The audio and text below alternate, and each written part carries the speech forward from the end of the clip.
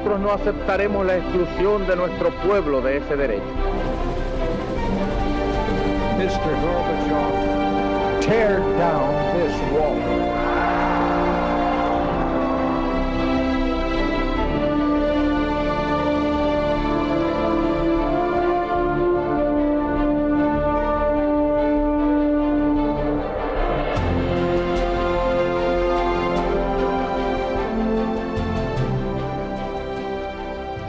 Buenas noches, señoras, caballeros.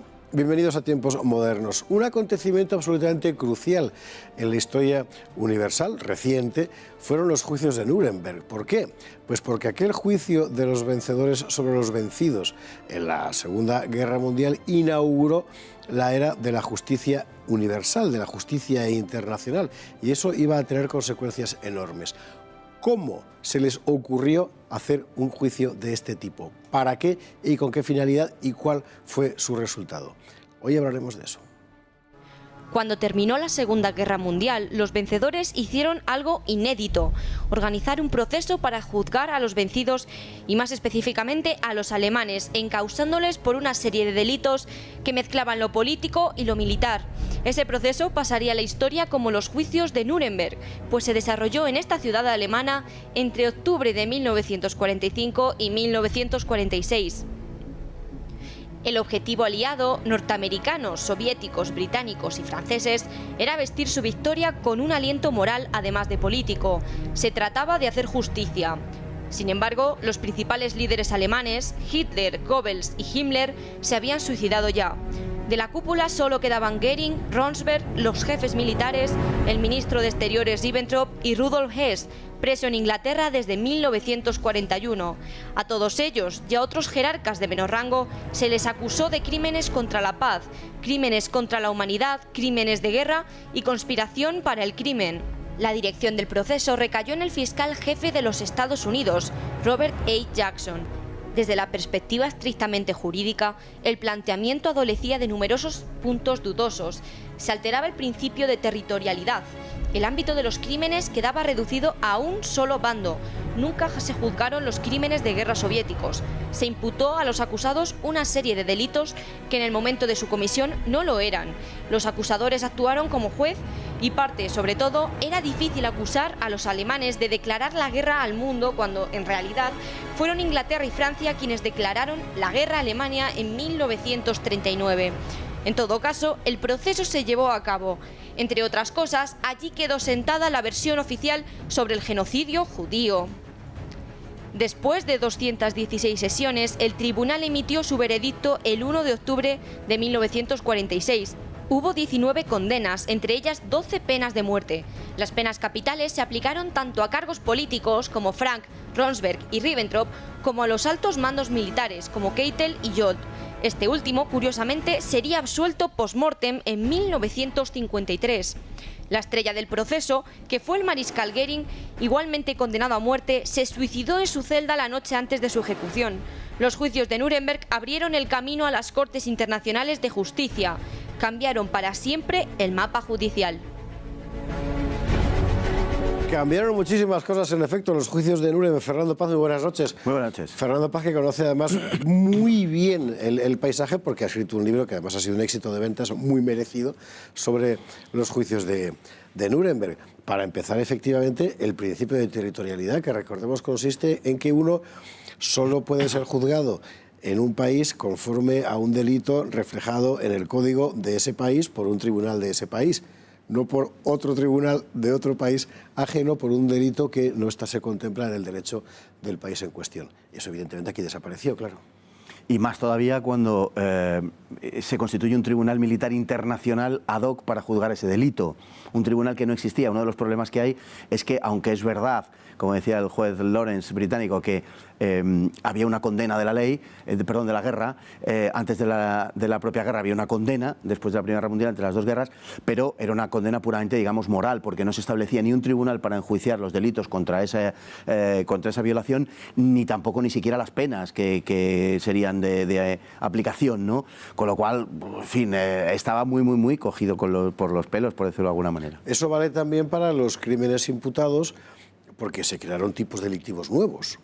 tipos delictivos que no existían cuando se cometieron, sino que fue a posteriori, lo cual no quiere decir que no sea racional o de sentido común crearlos, pero en todo caso, desde el punto de vista estrictamente procesal, también era una irregularidad.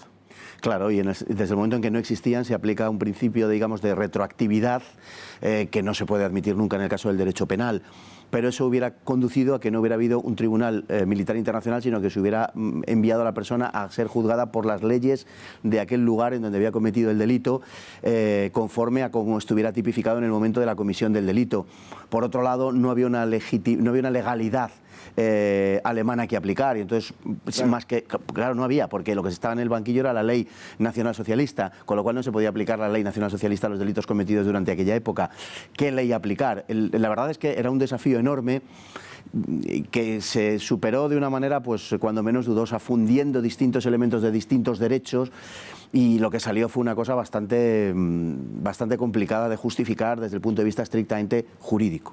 Salió, sin embargo, por así decir, una filosofía moral del derecho que hasta nuestros días dura, aunque no siempre se aplique con la misma equidad, pero en fin, en todo caso hasta nuestros días dura.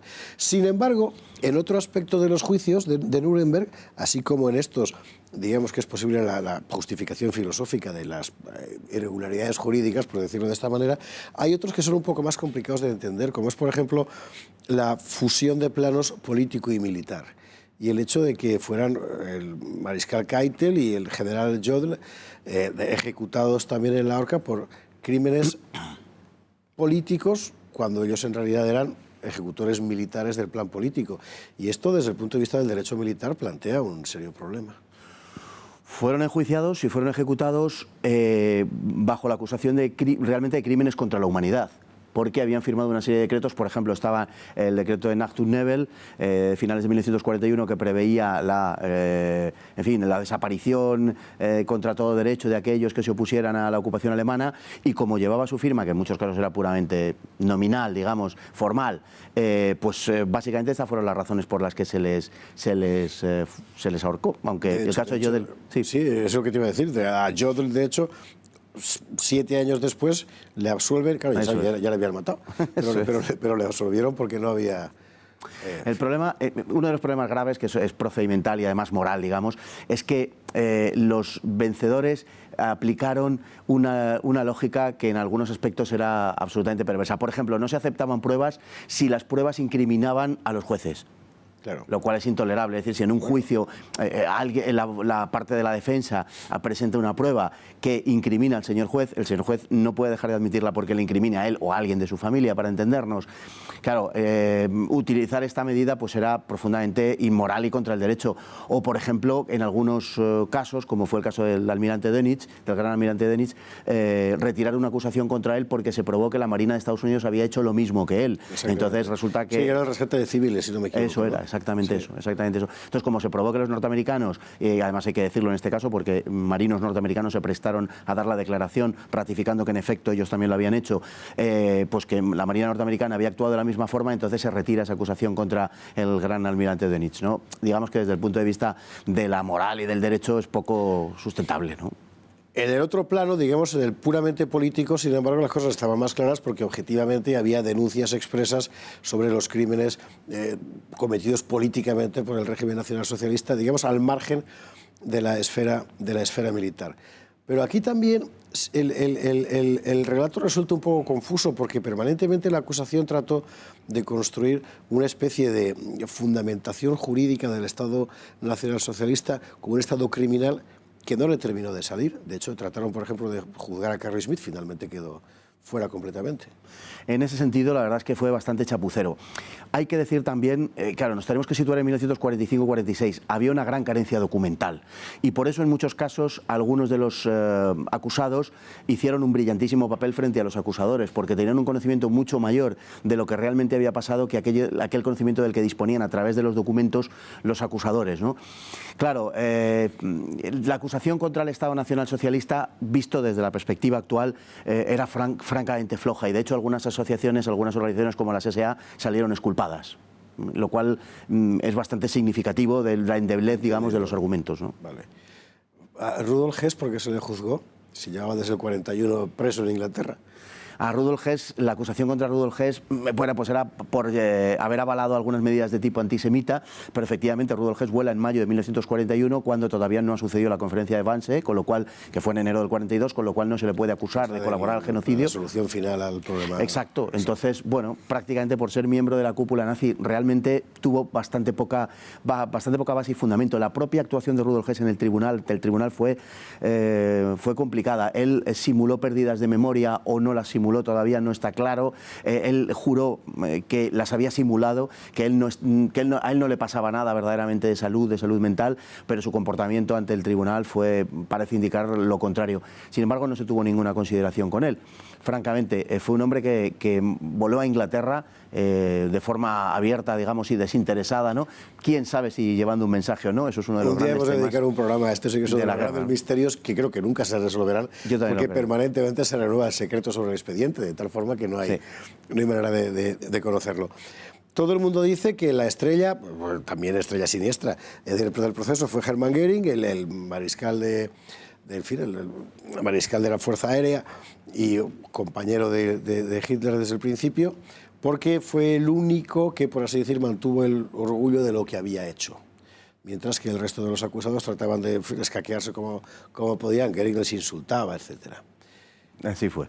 Y consiguió suicidarse antes de la ejecución. ¿Es verdad que fue su celador tejano el que le dio la pastilla de cianuro? Pues ese es otro de los misterios que contaba el de Rudolf Hess. Puede ser que efectivamente fuera su celador tejano, un joven de 19 años, si no lo recuerdo mal, que era cazador y que simpatizó mucho con Hermann Göring. Puede ser que fuera el médico. Todo parece indicar últimamente que seguramente fuera uno de los médicos de la prisión el que le dio la cápsula de cianuro, casi con total seguridad. Que Göring fue la estrella del juicio está fuera de toda duda, pero ese fue un error básico, me parece, de Jackson. Fue un error básico porque había una gran expectación en torno a ese debate al que iban a tener Jackson y Göring. Jackson estaba a matar con algunos otros fiscales y jueces, quería dar un golpe de efecto, digamos, y entonces esperó a dejar, digamos, para una segunda fase la acusación grave contra Göring. Y empezó a acusarle de cuestiones relacionadas con el estallido de la guerra. Y ahí Göring se podía lucir.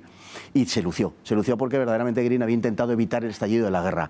Dejó lo peor de Göring, que había sido el saqueo de obras de arte y su participación en la persecución contra los judíos, lo dejó para el final. Cuando llegamos a eso, Göring ya estaba convertido en una estrella y lo había convertido la impericia de Jackson.